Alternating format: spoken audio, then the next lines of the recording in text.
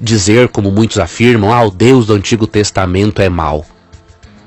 Quem afirma isso é ignorante, não leu o texto bíblico, não entendeu o contexto da atuação e do juízo divino. Muito bem, professor. Mais uma perguntinha aí do Facebook. Quem mandou foi o Carlos Alberto. Ele é de Palmeira dos Índios e a pergunta dele é a seguinte: no livro de Jó, quando os santos do Senhor se reuniam com o Supremo, o diabo aproveitou e veio entre eles na presença de Deus. Minha pergunta é: temos outros mundos habitados que não conheceram o pecado, professor?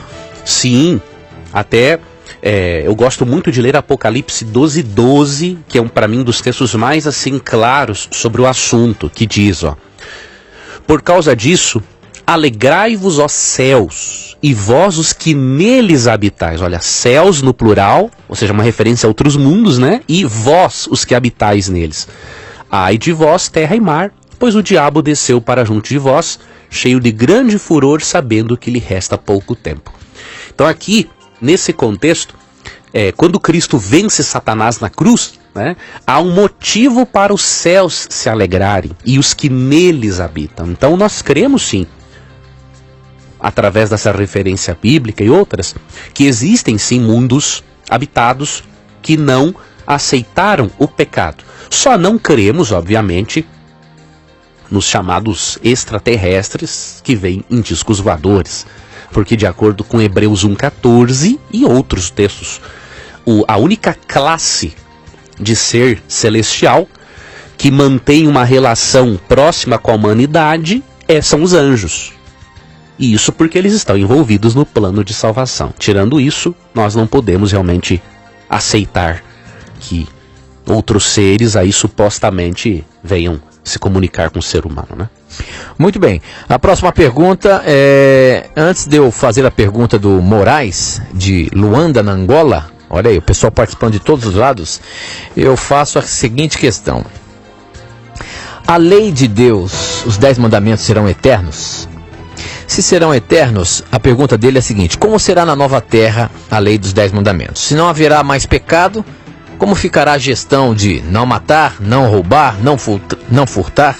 Enfim, como se enquadrará esses mandamentos na eternidade, professor? É simples. A lei, quando nós formos transformados, né, a nossa natureza será transformada.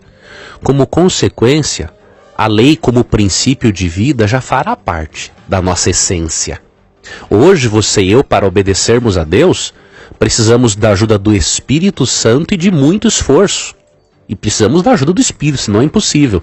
Na transformação, na glorificação, a lei estará dentro de nós e nós obedeceremos a Deus como nós respiramos hoje. Uma coisa simples, uma coisa automática. Então os princípios da lei sempre vão existir. Quais são os princípios da lei?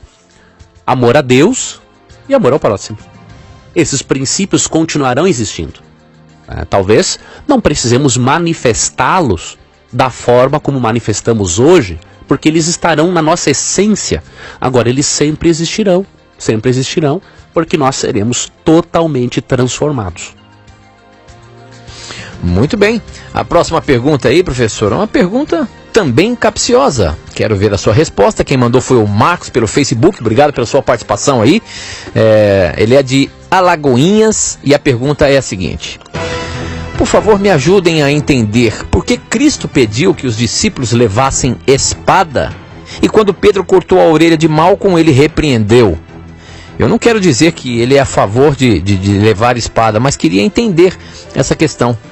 Na verdade, os discípulos, professor, andavam com espada, Sim, era costume, né? Os judeus sempre eles andavam com espadas, né?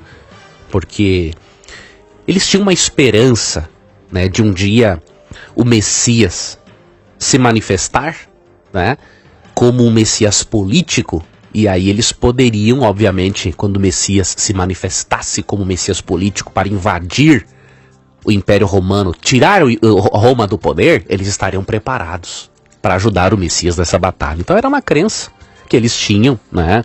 E Deus não aprovava, obviamente, mas Deus respeitava a limitação deles. E essa crença predominava mesmo entre os seguidores de Cristo? Mesmo entre eles. Eles acreditavam que Cristo, por exemplo, quando Cristo morre, Foi um abalo tremendo à fé, porque eles acreditavam que Cristo iria ser o Messias político, acima de tudo. Tanto que a mãe de 2 deles fala assim para Jesus: olha, eu quero te pedir uma coisa, quando o Senhor se manifestar no seu reino, eu quero que um filho meu sente à tua direita ou à tua esquerda. Ou seja, era a compreensão totalmente equivocada, né, a respeito do assunto. E quando Cristo fala para os seus discípulos, ao saírem, né, portarem espada, ali já é um outro contexto. Ele está falando de preparo.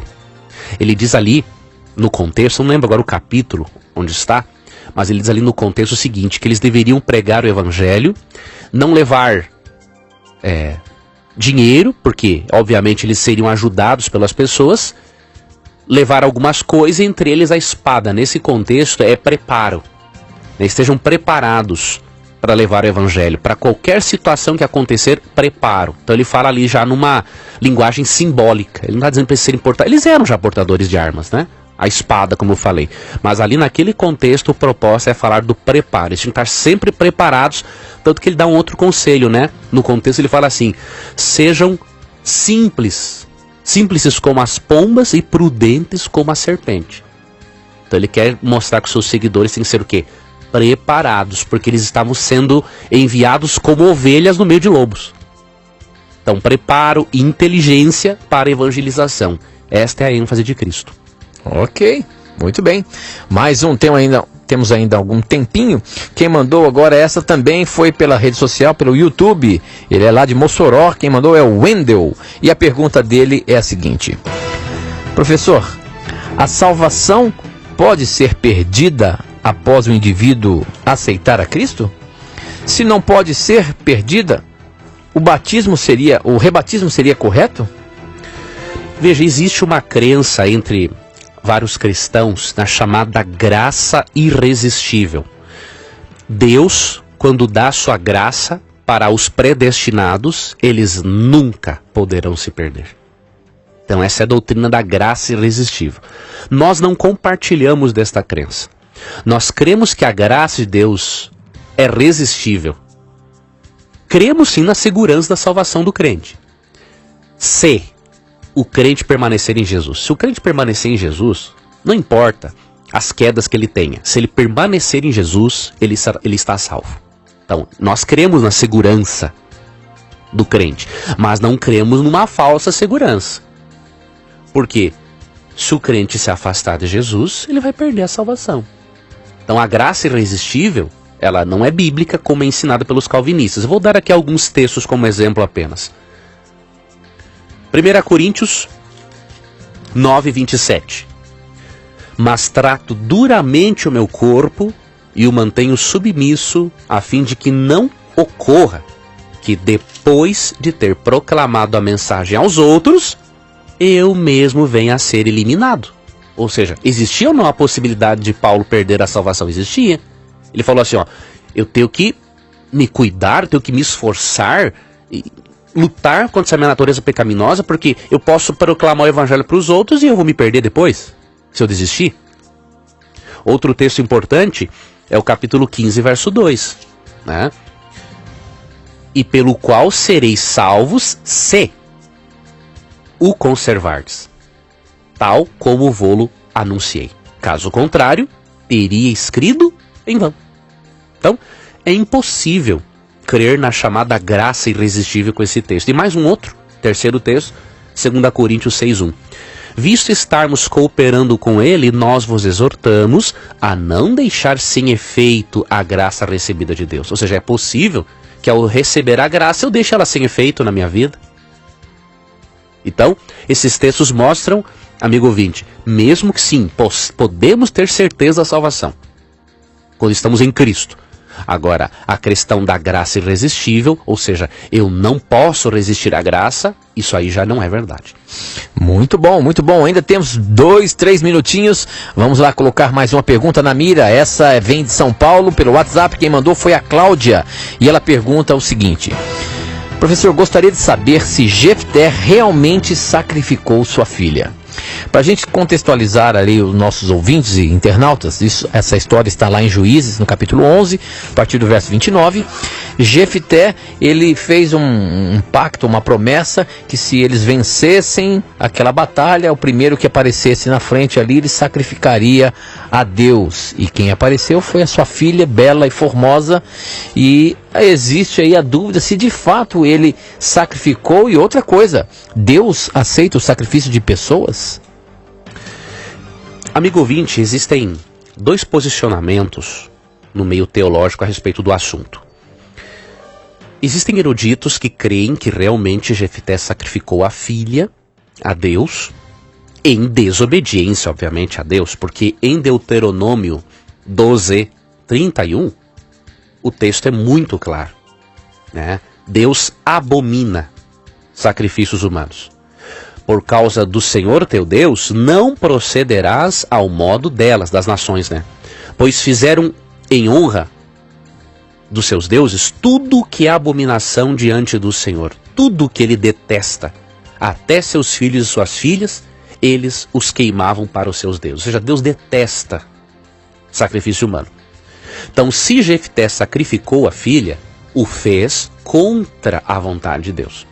Agora, outros eruditos apontam que Juízes 11:31 pode ser traduzido de outra maneira.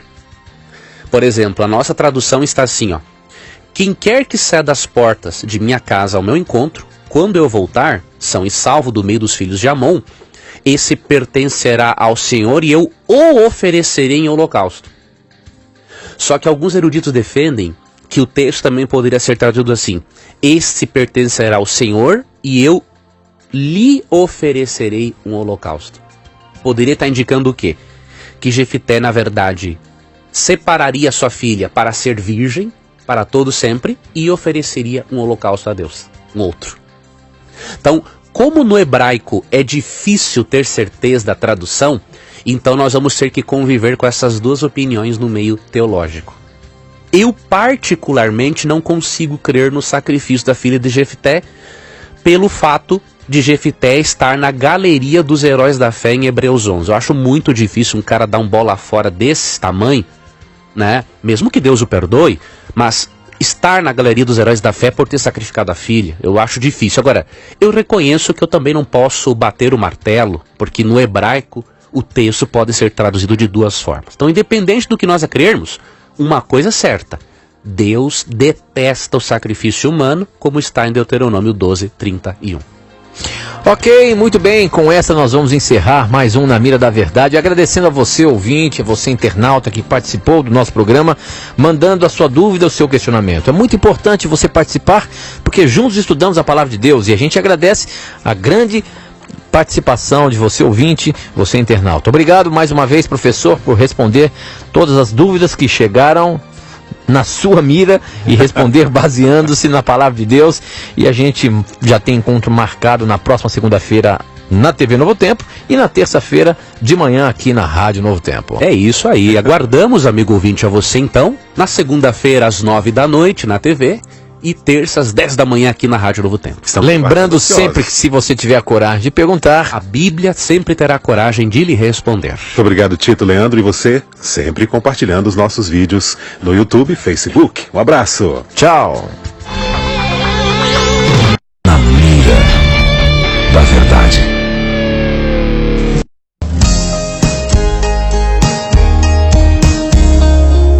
Novo Tempo.